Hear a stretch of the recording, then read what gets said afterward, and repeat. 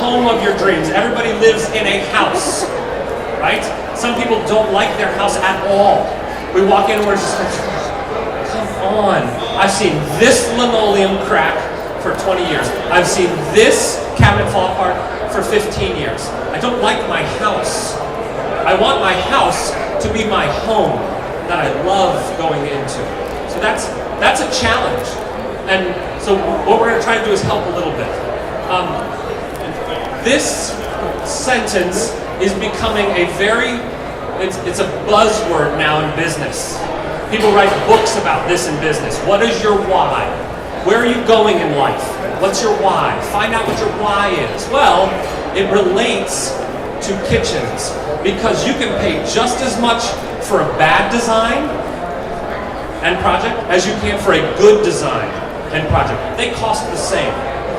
The difference is that the designer or the company has understood why you want to do this job. Because just as, raise your hand if it was, I know I want it to be beautiful, but I want it to be functional as well. So that's where, I want to know why. Well, what kind of cooking are you doing? Are you baking mostly? Are you preparing at a stove, in an oven? What's your zone look like? Who's in the kitchen with you? That's really important. Does he get to come in the kitchen while you're cooking? Maybe he does, maybe he doesn't. You know, do I need to put something so that he stays over there? You know, while I cook. That's a why question. And that's really important for us because we need to know that to design well. Here we go. Selecting the right design. We've got 3 different types of designs that we're going to go through today. One is just cosmetic. It's, you know, my bathroom's okay, I don't mind the tile, but wouldn't it be nice to have a new countertop, a new faucet, and a new shower head? Fantastic. People can totally do this.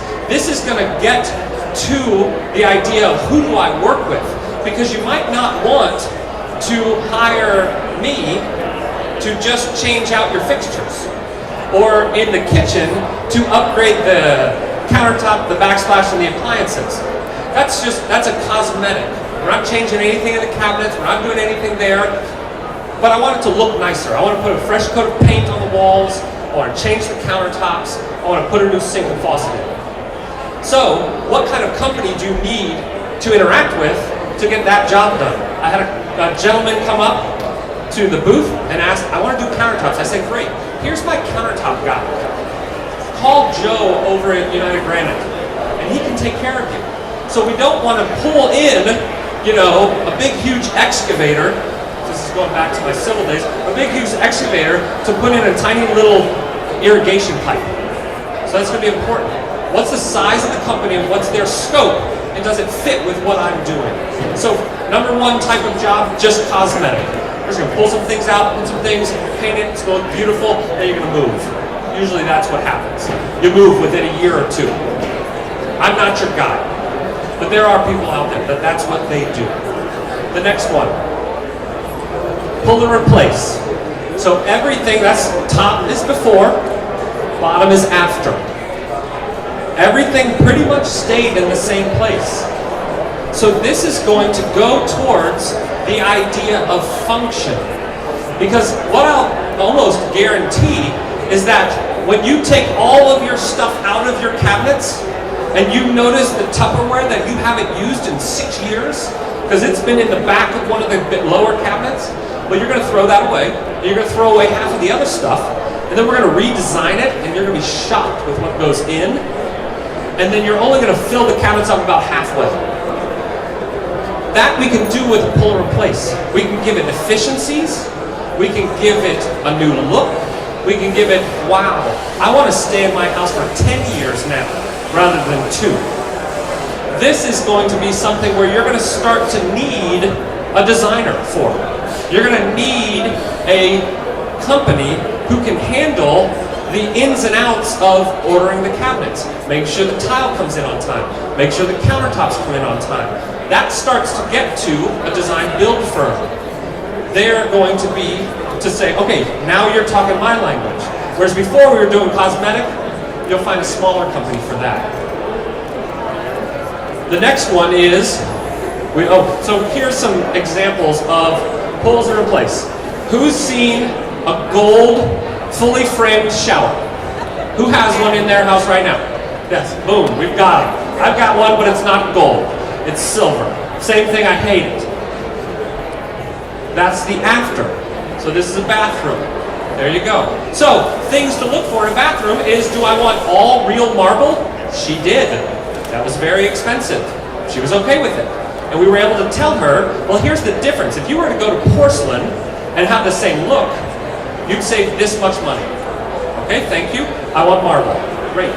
Your kitchen, your bath, your budget. We just want to help. The other is, what kind of glass am I putting in? Is it frameless? Is it framed? Is it, there's no glass? Is it walk-in? Is it partial glass? Those are all things that the designer's going to help with, and the salesperson's going to help with, because each one of those has different costs.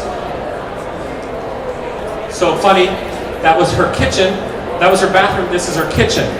Before and after. Really, still a pull and set kitchen. We didn't change much. If you noticed, we did, there we go, cooktop stayed in the island. The island stayed relatively the same shape because one of the things she likes to do is dance in the kitchen. Well, I gotta know if you dance in the kitchen. Because if I put a big rectangular island in there, I've just taken your dance floor up. Well, that's a why that I need to know about, so I can design this properly. But I grew up dancing in kitchens. So I was like, oh yeah, well, let's do this. And then we're in. So that's, you need to, the homework that you have is, why am I doing this? Why am I remodeling my space? Because you need to tell whoever you're going to choose to work with, you need to tell them that, because that's really important. Another, this, you'd be shocked. Can I make a powder room look amazing? Well, yeah, I can. Yes, sir. And you have to make, my hearing stinks. You have to make sure after you tell them that they can tell it to you back, and that they got it. Because there's a lot of... Right. Because now the next thing to go with that is, not only do I, myself, and Dawn need to understand that, I got to be able to tell the guy building it. So what's your process? Good question to ask. What's your process to hand over all the information from design to production? It's a great question to ask, because that's going to be important, because we could do the best design in the world, and then my guy gets out there, and if he doesn't know what's going on, oh gosh, it's painful. It's just painful. We don't want that. So it's a good question to ask. What's your turnover look like? Custom. So we had just cosmetic, we had pull and replace, now we have custom. Custom's the idea. I want an open concept. I want to pull walls down. I want to move something. I want to sink in an island. I want all this wonderful stuff to make my house my home. So, to the left, before, to the right, after. We added 8 feet to that kitchen because she said, what's the largest slab of quartz I can get? That's how big my island should be. I want that to be the size of my island. We said, okay, great, well, let's take a look. And now they make a jumbo size of quartz. So we got that jumbo. The question was, okay, how do we get in the house? Well, that's a good question, but that's what I need to worry about. You don't need to worry about that. So the 8-foot bump was what they wanted because of how they wanted to live in their home. So this is a total design, build, custom type of remodel. So this is the before. Again, this is more gold. It doesn't look anything like this now. So there's 2 pictures. One is looking into the bathroom. 2 is now the shower there that actually looks like you're in an aquarium or something like that. So totally custom. Things changing, moving, relocating, toilets, sinks. You know, a lot of people have a cooktop in an island. I do. They want to move it to the perimeter and put a big hood. It's gorgeous. We can do that. Befores, afters. What is it like to have a walk-in shower? What is it like to have a freestanding tub? I'm going to say, okay, well, getting into that freestanding tub and out of that freestanding tub, that's a challenge. Because the nice thing about a tub surround, where you have an undermount, is you can sit down, you can swing your legs over, and you can get in. And you can stand up, sit, and swing your legs back. You can't do that with a freestanding tub. They're gorgeous. Don't get me wrong, they're beautiful. You gotta think, what am I doing? How long am I staying? Can I touch my toe? You know, those are important with freestanding tubs. This all goes back to the why. Okay, so what we're gonna talk about now is that idea of this package thing. Who do I wanna work with is going to start defining my budget. There's two things that define the budget. Who am I working with? What style of company? What is their business model? And then what am I picking to put in that space? So here is two different faucets. They both have the commercial style that you want.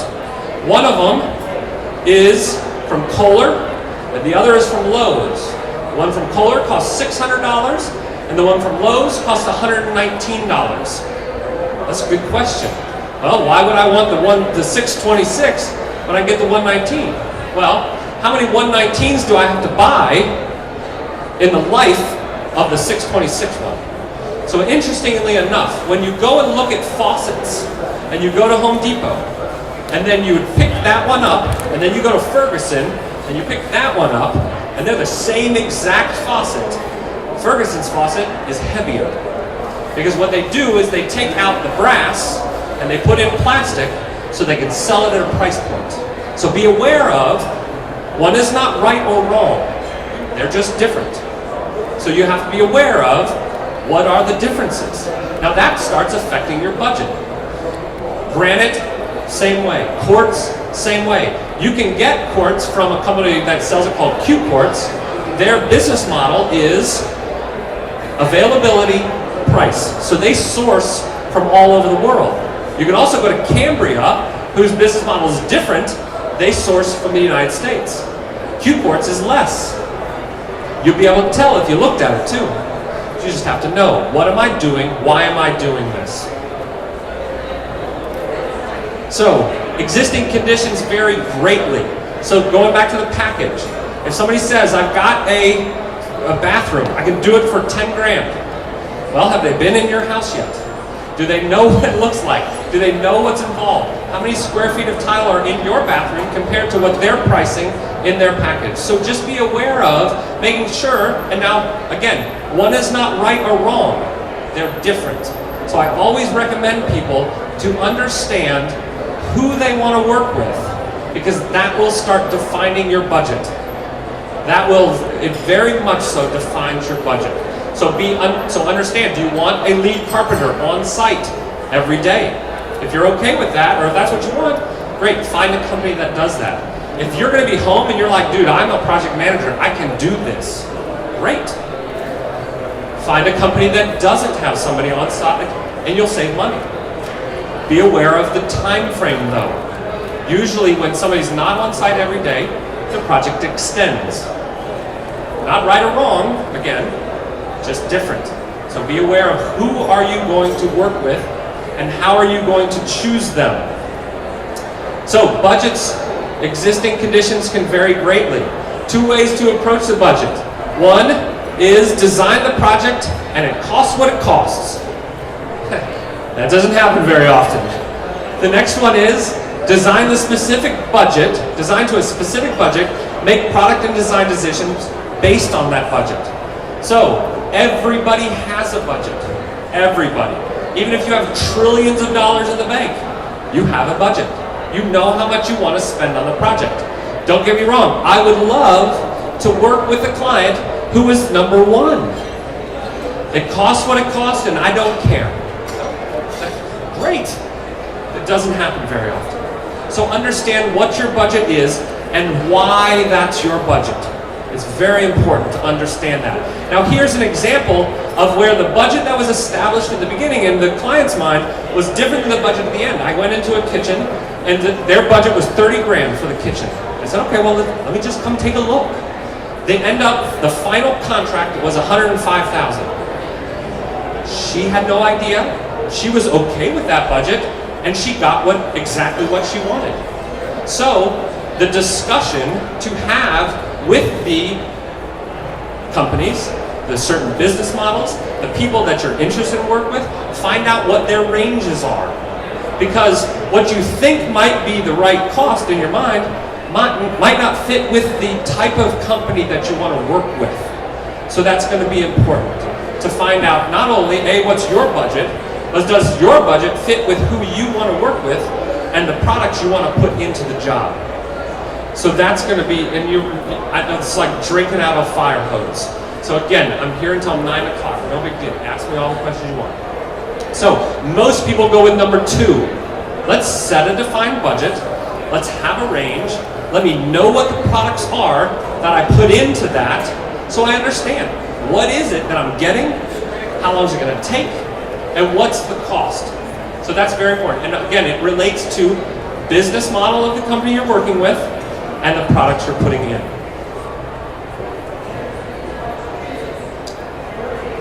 That was quick. Fantastic. It's very different when everybody's just sort of watching and listening rather than asking questions. So, but that's perfect. So what it looks like is we'll have some time at the end for some questions and answers. What I'm going to do right now is introduce Dawn Parker.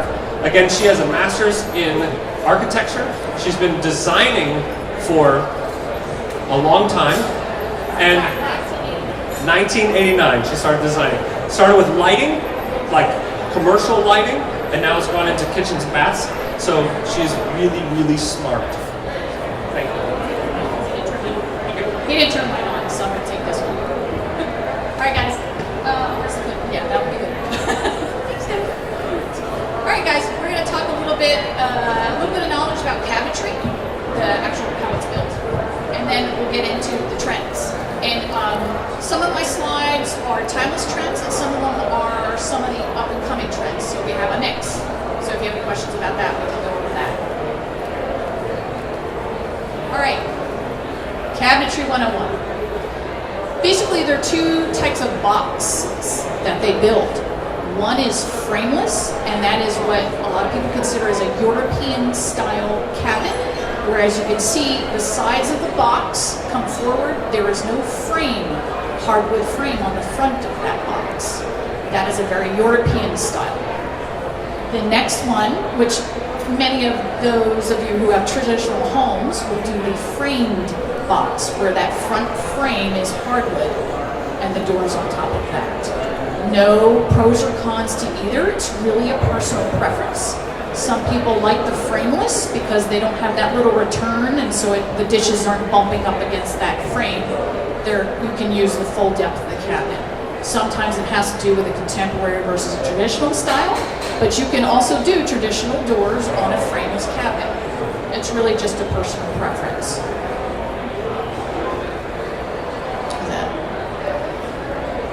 So, examples of types of door styles. Most builders will install the middle photo. It's called a standard overlay. That means the door and drawers do not overlay the entire face frame of the cabinet. It's a smaller door and drawer. You see more of the frame of the body of the cabinet. When people remodel, most of them go to the one on the right, the full overlay door, because it's just a little bit fancier, a little more upgraded look. Full overlay obviously means it overlays almost all of the frame of the cabinet. You have more continuous lines, cleaner lines, where the doors and drawer fronts sort of flow together. The other style, the one on the left, called inset, is made to look like a piece of furniture, where that door is actually mitered and there's secondary processes at the manufacturing company to trim that door to fit inside the opening of the frame. So it looks like very traditional cabinetry, like you would find on a furniture piece. So those are just the 3 different kinds that exist. Most higher-end cabinets, semi-custom, will come with a full hardwood dovetail drawer box. What? Go back one? Did I skip everyone? Uh-oh. What's it doing? Oh. There we go. It might be a timer. I don't know I'll talk faster. So you always want to look for a hardwood drawer box because that's going to be the strongest. And you want to look for a drawer box where that drawer front is a separate piece of 3/4 inch hardwood, screwed from the back so they can adjust it to make sure that drawer front is nice and straight. Door styles and finishes. Another thing to look at if you want a good quality cabinet. Do they have a large range of species? Cherry, maple, hickory, oak, some exotic ones. How many stains do they have? How many do they put their paint on hardwood? What's the substrate for the hardwood? What are all the different door styles? A really good brand of cabinetry will have a wide selection of door styles and finishes.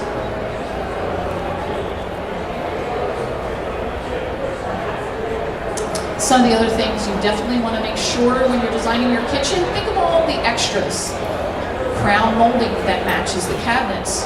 There's a little molding that goes under, most builders never put this in. There's a little molding that goes underneath the bottom of the cabinet to help hide your under cabinet lighting. Also finishes out the bottom of the cabinet so you just don't have a raw edge. Finished sides, paneled sides to the cabinets. Just a little, if you're upgrading, you're spending the money to upgrade your kitchen, let's make it look better than a builder grade kitchen, right? Let's put some extra detailing. You see on the island, there's corbels, those little brackets that go under the countertop, help support the countertop. There's trim. Always trim all the sides of your island. Accessories. Ooh, this is the fun part. I'm an organizational nut, so just want to look for companies that give all sorts of internal accessories to that cabinet so you can maximize the efficiency of the storage in your cabinet. This is, you can put pots and pans, you can move those little things around on that pegboard, pots and pans, dishes. You can store dishes in a drawer. Think about ADA and aging in place, accessibility. Getting stuff from up to low. Something to think about. Other thing, lower, spice rack, down low, put it next to the cooktop, put it in a little space. These can fit in 6 inches. You can pack a lot of spices in there. They have knife blocks, they have towel bars, there's all sorts of accessories that are available that will fit in 6 inches of space. Again, if you have the opportunity, even in a pull and replace, to redesign your kitchen, put in accessories. Look at everything. The designers can show you everything. Cutlery trays are not just for cutlery. Think of all the little things, medicines, cosmetics, junk drawer, all that can use a cutlery tray. Some companies have a double-tiered cutlery tray that goes in the same skinny little drawer. Good thing to look at. This is a fun one that they've been coming out with for the vanities. A little tin bucket that can take your hot curler, your hot blow dryer, any kind of hot styling tools. 9 inches of space. Put that in if you've got a little room there in your vanity. All right, now we're getting into trends. These are bathroom trends. Nature. Whether this is traditional or modern, people have busy lives. They're looking to bring some of the outside in, give a spa feel, bring in some texture, connect to the outside. You don't have to do it in the whole thing. You do an accent wall. It gives you that feeling when you go to a resort and a spa. A lot of times this is the look. You can have a traditional home and put a contemporary spa-like bathroom in your master suite. Not a problem. Because people are looking for that kind of calm area. Another trend continuing is obviously, having a nice size shower. This particular client had a massive tub in the corner, but she wanted a little more floor space. We still kept a tub. Tubs nowadays, even with the deck mount drop-in, taller tubs, deeper water soak. That's what people are looking for. People are not looking for those massive garden tubs that like babies can swirl around in, but the water's only this deep. So like you're sitting there and your knees are freezing, bad. put the deeper tubs in and they take up less space, you can get a bigger shower. That trend is timeless. That's going to continue. Bigger showers, more compact tubs, but with a better soak. Kind of like an Asian narrow soaking tub. Texture with the tiles. There are so many tile choices nowadays that you can use that will evoke any aesthetic that you want. As you can see in the picture on the left, that's mostly a contemporary. Today's contemporary has texture. It is not the cold monochromatic of the mid-century modern anymore. There's a lot of hand texture, a lot of human scale to that. You want to incorporate some of that to give some warmth, even though you like those clean lines. So there's so many glass tile. That's a split stone face, the left vertical picture. The third one over, that is actually stone. And then you have, tile that porcelain that have designs etched in them. So it can be monochromatic but have texture. Furniture pieces. This is a trend that's been going on for a while, and I expect it to continue, where it looks like a piece of furniture. You can have legs, it could be painted, stained, but you still have a lot of storage capability even in a piece like this. One of your better semi-custom cabinet companies, you can have a drawer that is built around the plumbing in your sink base. They do a little U-shape in the middle of it. You can have drawers right if you don't have to have that big empty box where the plumbing is. A lot of variety there. This is a contemporary example, and those of you who like contemporary baths, floating vanities, so that this floor space, this works really well in a small bathroom, where you want to have just a little more expansion of the visual space. You can see they did a lot of accents with a tile. You can do some very interesting foils on those doors. That acrylic, they're vertical, they're metallic. You can have a lot of fun if you like the contemporary style. And a lot of younger people are heading towards this kind of style. They want something a little different than maybe was in their parents' home. A lot of built-in storage that isn't a medicine cabinet. If you've got a corner like they have here, you know how much storage is in that 9-inch deep cabinet? I mean, probably 4 times more than you'd fit in a medicine cabinet. And it's out of your way. You can put toiletries, bigger bottles, they're adjustable shelves. You can customize it. That's mirror or glass. Have a pretty mullion. It has a lot of personality and storage. So that trend's going to continue. This trend, this is a normal size bathroom, like a hall size bathroom. Even having that open vanity, you can still find storage in the wall in a little small bathroom, but have that more open look. Again, a furniture piece there. Quartz and that. This was a full-on custom site-built vanity. This was a client who was doing a very rustic style. You can do this if you hire the right company. I actually designed that particular one. We made that out of parts, and we sourced the nails. We purposely asked for the most beat-up rustic boards that we could possibly get from the cabinet company, and I built it around that sink that the client decided, because she had a very narrow powder room.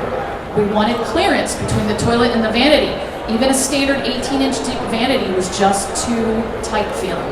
So we custom designed that. You can do that. A good designer can do that for you. All right, kitchen trends. I like to defeat white fatigue. This is something they were talking about in the news, so I wanted to address it. White kitchens are not wrong. There's a lot of traditional housing stock in this area that white kitchens are great. They're considered it a backdrop. Can you play it up with your countertop? Can you play it up with a tile backsplash? White kitchens are kind of like blue jeans that kind of go with everything. But, however, if you're a little hesitant about doing an all-white kitchen, consider some of these options. This is a trend right now. Blues and greens. Maybe do the island. Maybe do an accent piece, a hutch, to pair up with the white or off-white cream in your kitchen if you're a little nervous about having a full white kitchen. You can play with, different colors in different areas of your kitchen. Another one that, this is actually a trend that I think will last a long time. If you're afraid of a blue or green color, a stain color of any particular wood species on the island, or again, an accent piece, a butler's pantry, do that to have that contrast. I've done kitchens where the perimeter, which we call the perimeter, is white with its own counter color. The island is, we flip the colors. Dark island, light counter. It's fun. It really enlivens the kitchen and allows you to bring a lot more colors into your accessories and tiles. Add interest in tile. This is what I was talking about. Very simple colors in the kitchen. The kitchen cabinets are the backdrop. Kind of like you think of trim work in your house when you paint all the trim white. That tile is the pop. And that's porcelain tile, very easy to clean.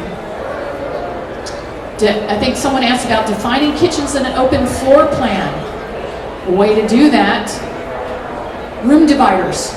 Architectural elements that divide that room, yet they are still visually connected to the dining room, the family room. There could be storage in the bottom of those half walls. They could be bookcases. There's so many ways to visually connect a kitchen, but if you still want a little bit of an enclosure, say you still want to, maybe that other room is the dining room, and you still want some formality to that, you don't want to be completely open to the kitchen, use architectural elements to do that. This is a trend that is current. Bigger lighting pieces over the island. One big one, a different, maybe bringing in a slightly edgier style than your cabinets, maybe more rustic, maybe more modern. Two big ones. We're not really seeing any of those little tiny ones anymore. It's really, people have gone much bigger. Plus it's better lighting, you get more light. Another quick example where they'll do coordinating. Combinations of metal and crystal are still very popular. Especially in a highly traditional kitchen, a little bit of glitter. It's fun. So the questions I want to get back to: how to interview. Thank you, ma'am. How to interview. Things to look at. We're going to go back over what I was talking about. What's the business model of the company that you want to work with? How involved do you want to be with the project? How involved do you want the design build firm or contractor to be with the project? So interviewing is, what's your process? What is your design process? How do we switch from design to construction? Those are good questions to ask. Do I have to find a designer on my own? Do is your designer in-house? Where are we buying the cabinets from? Those are all good questions to ask. So depending on whether or not the company you're going to deal with, if it's a kitchen, there's a lot of cabinets in there. Are they direct to the cabinet manufacturer? Or are they buying theirs secondhand from a distribution company? So those are good questions to ask. Mr. Miracle, who owns the company that we work for, he bought a distribution company in 2001 because he was tired of going to somebody else for his cabinets. So that's a good question to ask when you're interviewing. Where are you sourcing your cabinets from? And are you buying them from somebody else who's marking them up? Business model relates to how are you running and managing my project? Do you have a schedule that you'll give me when we start this project? A lot of times in commercial, if you've been involved with commercial buildings, they have these things called liquidated damages. That's the big time high-rise buildings. We don't have those in remodeling. So there's not a company out there that's going to pay you if they're a day late. But what they do have is a fixed price contract. What's the contract that you're writing with them? Have we made all the selections before we go into this? Or are we going in with allowances? That's a good question to ask your remodeler. Are we going to pick everything out first, so it's in the contract, I'm good, I'm set? Or are we just going to go to contract and have allowances for everything? That's a lot of times how things can start to increase. You always hear that, should I expect 20%? Should I expect 10% over the contract price? Well, it depends on the contractor's business model. Are they going to a fixed contract, or are they going in with allowances? So those are some things to ask. Hard surfaces. Granite, quartz, and all the exotics. So the exotics are fun, but there's not a lot of people that do them. The exotics are like concrete, pewter, copper, recycled, like just glass. So the two main ones are going to be granite and quartz. Everyone says, well, quartz is harder, and quartz is safer, and quartz is more durable, and quartz, it's antimicrobial. Well, interestingly enough, if you had gone back to when quartz started coming out, you look at the marketing that the quartz company did, and they said all these things. Oh, well, granite, it's not as hard. It chips, it does this, it does that. Well, they were very good at marketing. Very good. So, the heat resistance from granite to quartz, granite can handle hotter. Like if you are the one who takes it out of the broiler and puts it on the granite, don't. But if you do that, the granite can handle it most of the time. But don't. Put it on a trivet. The quartz can't handle that. It'll melt. It'll stain because it's got a resin in it. But don't take something out of the broiler and put it on. Just don't do that on either one. But granite can handle it better. Granite, when you're in the A, B, and C range, is going to be very dense. So it's going to be very hard. And so what the other thing is, I have to seal my granite. Yes, you do. And that's okay. You go to Home Depot or Lowe's and you buy a little squirt bottle, and you spray it on, and you wipe it off with a paper towel, and you spray it on, and you wipe it off with a paper towel, and you go to bed. And it's sealed. And that lasts for about a year or 2 or 3 or 4. It's really easy. So if you're only buying quartz because you're afraid of sealing it, don't be afraid anymore. It's okay. You can do this. I even did it. It's easy. It's very easy. Quartz becomes a style at that point. It relates to contemporary styling. So if I say I have to have quartz, okay, great. Why? Back to the why. And then can we find a granite? And I can tell you what the difference in price between the granite and the quartz is, because quartz is up here, cost-wise, whereas granite, A, B, or C, is down here. So you can buy an exotic granite and a quartz, and they can be the same cost, because quartz is very expensive. Are we doing it ourselves? Is it a big box store who's going to come in and do it for us? Do we need an architect? That's a great question. People ask that all the time. I'm doing my kitchen. Do I need an architect? No. The architect doesn't want to have anything to do with your kitchen.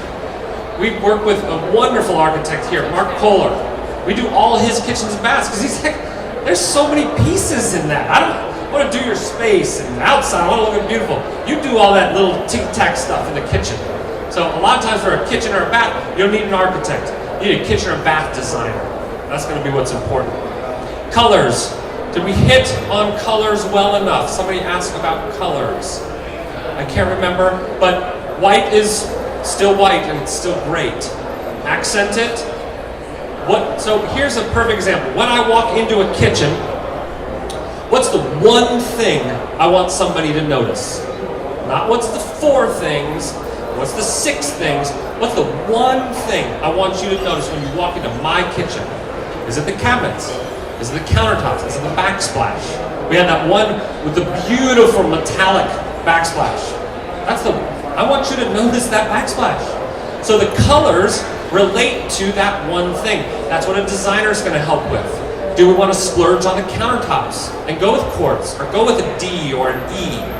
And that's because when you walk into my kitchen, man, oh my goodness, have you seen their countertop? That's the one thing. So keep that in mind. We don't want things to compete. List of needs. Come see us at the booth. You know, the list of questions to ask and the list, so the organization. Come see us at the booth. We can get that for you. Chris has one. He has a checklist for a project. That would be helpful for some people. Evaluating cost. Cost goes to 2 things we talked about. Business model of the company you chose and products you're putting in. So everybody sells cabinets, everybody sells countertops, everybody sells faucets. Everybody here does. What's their process? Who's running the job? Fixed price or options? Is very important to control cost, and then level of product that you're putting in. Those two are going to dictate where you end up with cost-wise. So who are you comfortable working with, and what are you putting in? So understand the company that you're talking to and the interviewer. What's their process? How do they convert? How do they go from design to production? What is their design? Are they buying their products direct from the manufacturer? Times. How long should a kitchen take? Somebody's going to say, I can do it in a week. Good on them. Ask them if they're getting permits. Are they getting everything inspected?